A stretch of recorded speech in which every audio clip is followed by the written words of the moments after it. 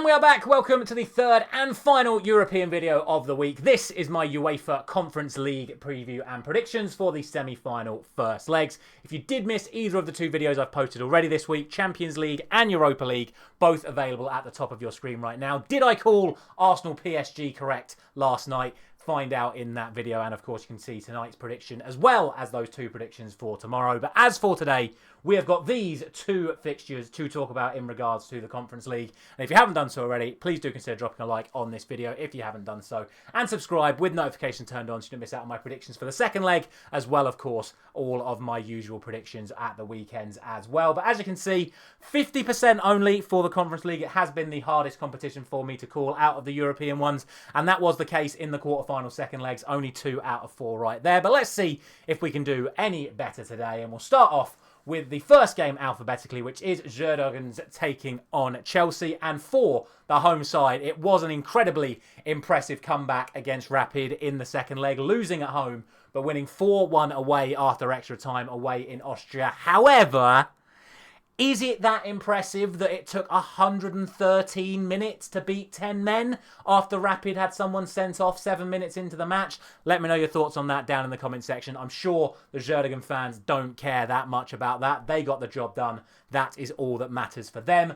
As for Chelsea, their 100% record came to an end in the second leg last time out. They lost 2-1 at home to Legia Warsaw. Obviously, they had a big enough lead from the away leg to get them through to this position, but it was actually bizarrely the strongest lineup they've put out in the competition so far, and their first defeat. So it'll be very interesting to see what Chelsea do in terms of their starting lineup.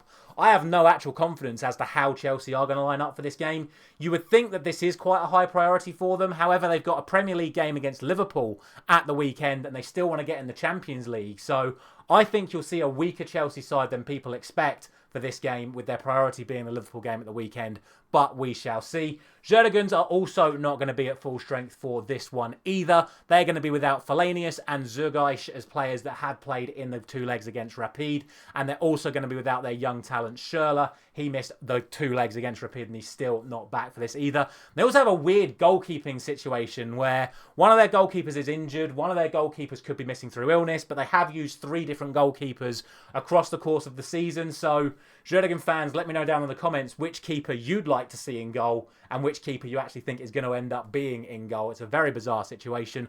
Both teams actually come into this game off the back of good results domestically, following on from their respective games in the second legs. Chelsea have won both of their Premier League games. Djurgardens drew and then won, but didn't concede in either of those matches. So there's a lot to play for. Djurgardens have a good home record, although they did lose that first leg at home to Rapid. And I do think that that right there, coupled with the fact that Chelsea were 100% up until that second leg, I do think Chelsea have to be considered the strong favourites here. Like I said, though, it's an opportunity for Djurgardens. They can definitely get a result to take back to Stamford Bridge. But for me, I think the safe option is to go for a Chelsea win. I'm going for 2-0 to Chelsea. And then the other game taking place is, of course, Real Betis taking on Fiorentina. Real Betis, outside of the league phase, had to qualify through the playoffs and then the last 16 and so on and so on. They are the lowest ranked side left from any of the European competitions. Actually, Chelsea were the only league winners to make it to this stage after Liverpool and Lazio both got knocked out in their respective competitions at earlier stages. But in terms of these two sides, it is Betis that are on the better form despite finishing 15th and Fiorentina actually finishing in 3rd. Betis, as predicted, actually drew their second leg against Jagiellonia away from home. I called that spot on as a 1-1 draw. Fiorentina did not progress through as easily as I expected. I did say that Celio would do absolutely everything to not die. And not only did they do that, at one point they actually got themselves level in the tie away at Fiorentina before Moise Kean got the winner for Fiorentina. Only enough for a draw on the night, but enough for the victory on aggregate. So it's an interesting one as to how these sides approach it. In terms of their recent games since then, both sides have won both matches. Fiorentina winning both matches in Serie A by a margin of 2-1. Betis winning 3-1 away and 5-1 at home. So the one thing I would say about this fixture is I would expect there to be an awful lot of goals. Furthermore, in terms of the team news, there are no fresh injury concerns for Fiorentina coming into this one following their recent matches.